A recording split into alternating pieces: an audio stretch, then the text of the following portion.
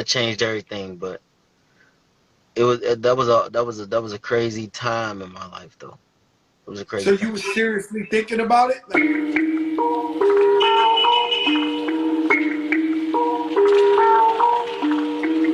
tell you what, people think you're not hungry like that. You describing a hungry. You say in this fight towards Floyd, you would be the most hungriest one.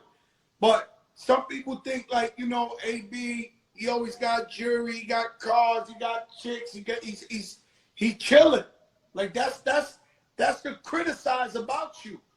That's You know, cool, but I've been in the room while you're boxing, and shout out to finger licking down here in Miami. I've been in there while it's ran packed, everybody sweating before Corona. And then I hear people like, yo, he got money, he ain't hungry, he get millions for these fights.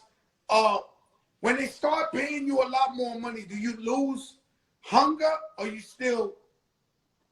it's not that. It's a lot more that come with it, man. It's a lot more to come with this shit, man. It's just from everything, from the fake friends, from your personal situations, and then you don't know who with you, who ain't. It's a lot. It's a lot that come with it. It's a lot to come with it, man. Well, AB, let me tell you something. I invented.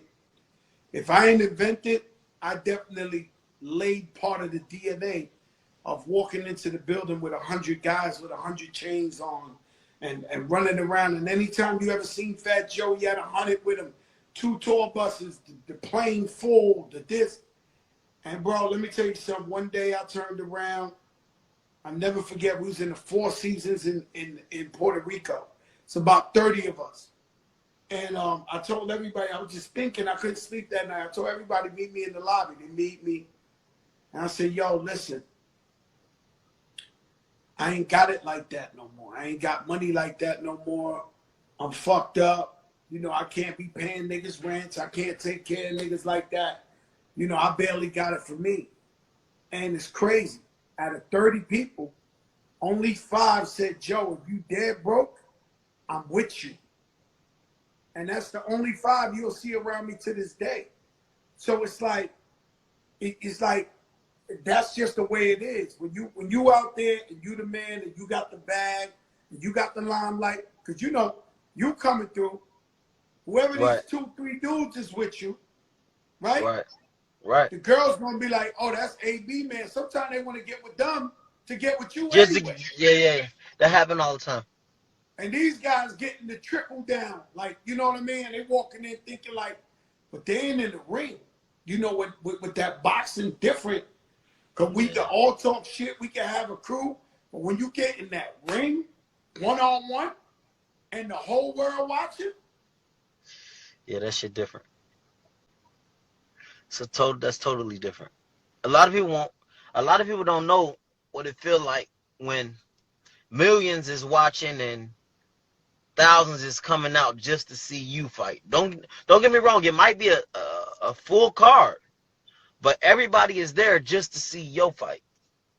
When you like, a lot of people don't know. Like, that's why I try to tell these young fighters, like it's a difference when you sitting in the back and you waiting for your fight, and the crowd cheering and you feel the ground rumbling and you feel the ground shaking. That shit's different. it's different, right? Hell yeah. And the shit about boxers is like, you think you poor, you think you grew up hungry, and when you look at the guy you fighting, that nigga might be from Yugoslavia. He ate rocks and shit, Yeah, running yeah, up bodies. yeah, When you see their story, they put your story when you grew up, and they be yeah. like, yo, his pops wasn't there, he had a hard time. Then they show a nigga who eat rocks, running up Yeah. mountains, talking about, bro, that motherfucker eat a fucking orange in a month. You looking at that like, yo, this nigga hungry. I got to put Right. this boy away right now. Yeah, that should be serious. No, it's just different, man. It's totally different, bro. We And we we, we I think we don't get enough credit, man, as boxers. boxers. The type of work we gotta go through and the type of shit we do, we don't get enough credit, and nobody will never understand us until they get in that square circle and they experience what we go through. So that's why I don't even really argue with people over it. So, Yeah. and I remember a while back, it's crazy because I'm writing my book, and Right. and I got a chapter in my book. It's called Suicidal Thoughts, Yeah. and I took and I'll leave it for the book. But I remember the one time you was talking like you may check out on us. What would bring you to that, to where you get to that point where you saying, yo, I want to end it all, like. Cause you got to think, like, you probably experienced it. You know, when you wake up every day, right, and you make sure 50, 60 people is straight. You make sure everybody good. Everybody good. Everybody come to you with their problems, but you can't go to nobody. Like, don't nobody call you to ask you if you need a water, but you still make sure everybody's straight. Like, that's some fucked up shit. I was going through that for so long. It was just like, man, what the fuck, man? Like, but then I I was thinking, like, man, if I do this, it'd be selfish because I got kids that, I got kids. They don't deserve that. So, you know what I mean? That changed everything, but that was a crazy time in my life, though. It was a So crazy you time. was seriously thinking about it? Like was it serious, or I was don't it think like, I would have went, but it was like it was basically like, how would everybody feel if I wasn't here? What would everybody do if I wasn't here? well, your people would be suffering, and the people who truly love you and your kids and your family, but they would throw you one hell of a party, and they would be at the club that night. And that's just the way it is. It goes for you, for Fat Joe, for everybody else. The world keeps moving, and no matter who the fuck we are, think about Mike Jackson. Mike Jackson Right. died. Whitney Houston.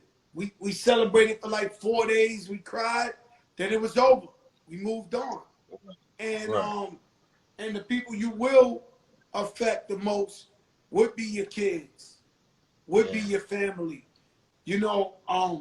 It's sad, but we all have, well, the good ones, or I will call it dumb ones, meaning you and me, right? So I hear where you're coming from because I'm the same exact way. So I'll call you dumb and me dumb, right? See, But listen, uh, we, we, like, we it's on this album. It's a track that you probably didn't pay attention to, but that "How I'm Living," that was that was them. that was that time. Yeah, that was All a. right, I'm gonna go back to that as soon as I finish this. But my thing is, we come from the hood, and we got this thing called survivor's guilt, Yeah. and we feel bad because the lady next door, she used to feed us, so they'll call us and be like, "Yo, she broke her hip. You got 20 stacks. Yo, Right. homeboy is locked up. Could you bail him out with 20 or pay for his lawyer? Perfect. Yo, Perfect. my rent, they gonna throw me out my house. I'm paying the mortgage." Like, all this shit comes with being that guy. I've been doing this 25 years, people. So the Right. type of shit is, I might have gave away more money than I actually have right now. In fact, I gave away more money than I have right now in my bank account. Um, and the people just, you know what I'm saying?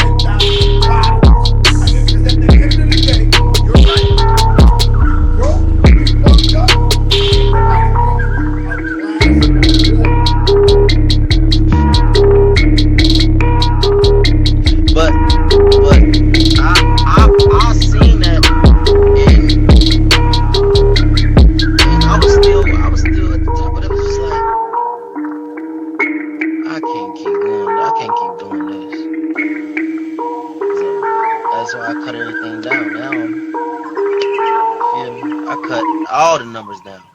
It was one year. They told me I spent I spent like almost $1 million on plane tickets, man. Yeah, I know the feeling. Like, I spent like 3-4 million on a private one year. Biggest mistake I ever made in my life. Your man, me and DJ Envy was talking yesterday. My brother, I love him. We talked privately, and we was talking because he liked the ball. I like the ball. We like the Cullinans. We like the jury. You know, yeah, so I'm like, so he asked me, what was the dumbest shit you did? And I said, the dumbest shit I ever did was get addicted to flying private. So lean back, number one, we getting wild money. I'm taking the plane for if DJ Buck, if I gotta go do the radio station Connecticut, I'm in New York. I take the plane to Connecticut. This shit ain't but a 40-minute drive. Like, right, so it was disgusting the shit I was doing. Like, you know, when you broke and you get some M's and you feel like it can never run out. So I would be like, yo, I want some Spanish food, some Puerto Rican food. All right, let's go right, to Puerto Rico. We go to Puerto right, Rico, we eat some shit, we fly back. Like, you know, we did too much. We did too much, but it was the dumbest way. It was the dumbest way.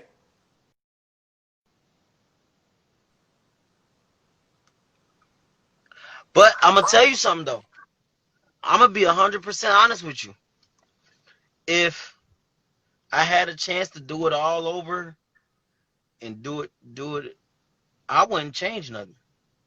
So you would still pay for 100 dudes to walk around with you, Listen pay for though, your listen hotel why I room, say this. pay fucking. Listen why I say this though.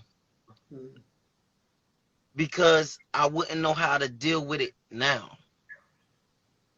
You know what I'm saying? Nah, explain that to me.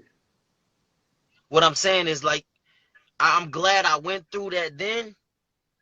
So now I deal with it different now. Like when I got older and I seen like, nah, you tripping. You gotta stop that. I was able to stop it and understand it. How are you, man? Hey, get the bike. Yeah, what happened?